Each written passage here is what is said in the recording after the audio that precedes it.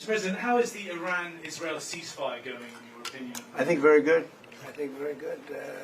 Israel came back yesterday. I was so proud of them because they came back. You know, they went out because they felt it was a violation. And technically they were right, but it just wouldn't have worked out very well. And they brought the planes back. They had gone on to another journey because it was a little bit of a violation. And I said, you got to get them back. And they came back, and it was a great thing. And it's going very well.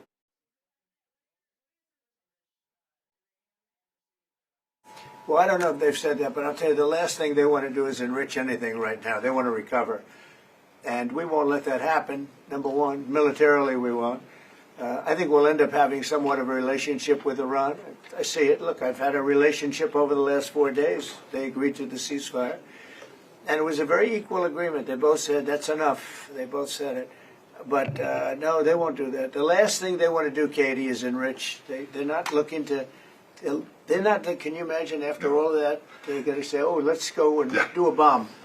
You know, there could be a day in the future, and then somebody else taking our place will be saying, "Don't do it," and maybe they won't do it as well. I don't know, but they're not going to have a bomb, and they're not going to enrich.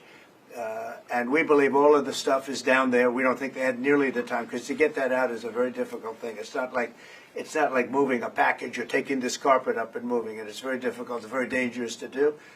We believe it's all down there. We had a tremendous victory, a tremendous hit, and because of that, I don't think they would have been down there because they knew we were coming. When they know we're coming, they're not going to be down in that 30 stories underground. So no, I think it was just a tremendous victory for everybody, including Iran. Look, they've got a country.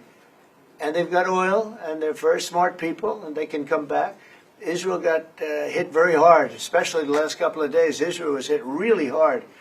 Those ballistic missiles, boy, they took out a lot of buildings. And they've been great. Bibi Netanyahu should be very proud of himself. And they've really been great. But they're not going to be building bombs for a long time.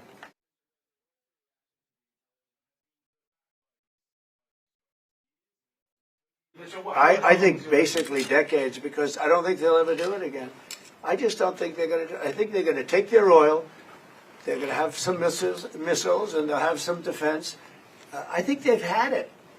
I mean, they just went through hell. I think they've had it. The last thing they want to do is enrich. They've been trying to do it. By the way, it's hard to enrich. And, when you look at a site like that, very, very hard to build. Very, very hard, very expensive.